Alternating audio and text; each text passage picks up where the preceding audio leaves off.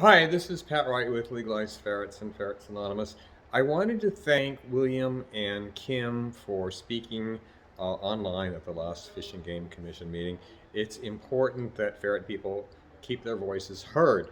And what's really interesting is at the end of Kim's presentation, Eric Sklar, the president of Fish and Game, said that he's heard about from ferret people since he's been on the commission, which is true, and that ferret people need to agree to pay for a CEQA study, California Environmental Quality Act. We have done so. We have offered to pay for it in the past, and we were told no. So it's very interesting that he is bringing it up again. And I really think he's just tired of us and is trying to get us away by putting up this giant fence that he thinks that we can't crawl past. Maybe we can, maybe we can, and it is expensive, but it's just an obstacle. And he told me in the past very clearly that if we did a CEQA study, that we would be sued by the environmentalists, and it wouldn't pass anyway, and that he recommended legislation, but of course California legislature is not interested in ferrets. So I want to encourage everybody to keep calling the Fish and Game Commission, keep attending those meetings, keep speaking out for ferrets, and don't be quiet, because when we lose our voice, we've lost the battle. Thank you.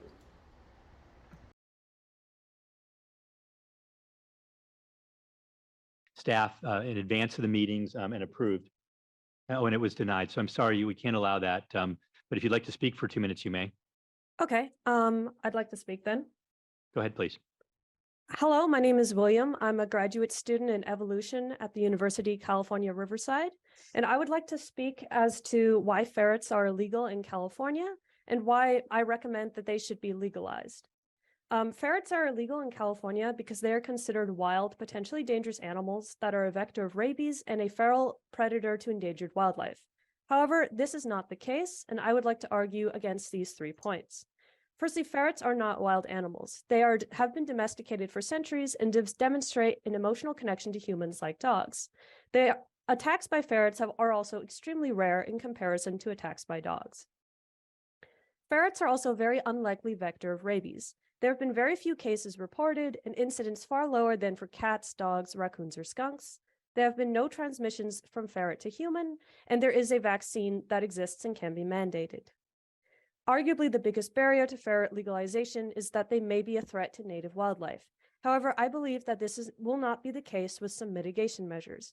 Firstly, ferrets have only naturalized in isolated regions, such as New Zealand and Australia, where it is unable to prove that wildlife damage did occur from ferrets versus by dogs and cats. Domestic cats in particular kill billions of birds and mammals every year. Additionally, previous naturalizations were purposeful and not by escaped pets, which could be sterilized to prevent their ability to breed in the wild.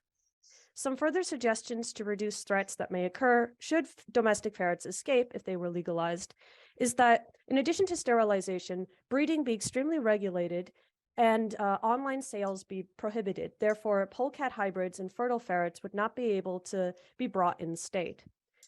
Additionally, rabies vaccines should be mandated for all ferrets that are purchased or brought in state. Additionally, I recommend that a limited release of ferrets be conducted in the wild under very controlled measures to look at whether or not ferrets definitively would impact wildlife. Thank you. Thank you very much. Next speaker, please. Our next speaker is Justin Kim, followed by Bail Sak. To add to that presentation. Okay, thank you. Any other speakers, Jen? Not at this time. Okay, I just want to make one comment on the ferret issue, and that is, we've heard from folks who've been advocating for ferrets since I've been on the commission, at least several times a year, if not more.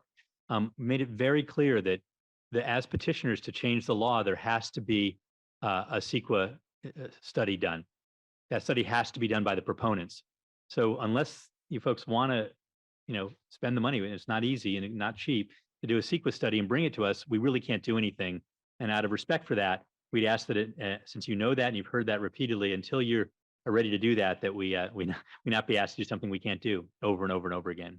Thank you.